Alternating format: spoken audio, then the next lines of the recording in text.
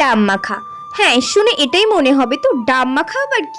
দাঁড়াও, আমিও এটা প্রথমে ভেবেছিলাম, কিন্তু রাখিদির ভিডিও দেখে এবং সেটা বাড়িতে ট্রাই করে আমি তো একেবারেই অবাক। হ্যাঁ, আমি ফেমাস রাখি দেবনাথের কথা বলছি, যে দিদির ভিডিও কিছুদিন ধরে ট্রেন্ডিং এও চলছিল। ডাব মাখা যে এত টেস্টি হয়, না বাড়িতে ট্রাই করলে তোমরাও বুঝবে না। Hare Krishna everyone, welcome back to my channel. আচ্ছা, রেসিপিতে যাওয়ার আগে একটা কথা বলি, যারা তোমরা আমার ভিডিও দেখছো কিন্তু সাবস্ক্রাইব করছো না, কি করছো? তাড়াতাড়ি সাবস্ক্রাইব করে দাও। প্রথমে ডাব মাখা করতে গেলে ডাবের খোসাগুলো ছাড়িয়ে ঠিক এরকম ভাবে স্লাইস করে কেটে ধুয়ে নিতে হবে। তারপরে শিলের সাহায্যে ভালো করে থেতো করে নিতে হবে। ডাবগুলো স্লাইস করার পরে অনেকটা চালতার মতো দেখতে লাগবে, আর খেতেও ঠিক তার থেকেও বেশি ভালো লাগবে। এবার আর কিছুই না, থেতো করা ডাবটা নিয়ে নেবে আর তার সঙ্গে অ্যাড করবে তেঁতুল, লঙ্কার গুঁড়ো, চিনি, চাট মশলা, নুন আর শুকনো লঙ্কা। ব্যাস এইটুকুই। এবারে সব ইনগ্রিডিয়েন্টস ভালো করে মাখিয়ে নাও আর রেডি আমাদের ডাব মাখা। আর বিশ্বাস করো, এই প্রথমবারই আমিও ডাব মাখাটা ট্রাই করলাম, সত্যি খুব সুন্দর খেতে হয়েছিল। আচ্ছা, তোমরাও কি এইভাবে কোনোদিন ডাব মাখা ট্রাই করেছো? যদি এইরকম ভাবে ট্রাই করে থাকো তবে অবশ্যই আমাকে কমেন্টে জানাবে।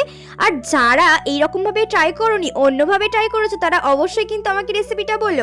কেমন হয়েছে আমার মুখের রিয়াকশন দেখেই তোমরা বুঝে যাবে। দেখা হবে পরের ভিডিওতে। হরে কৃষ্ণা, হরি বল।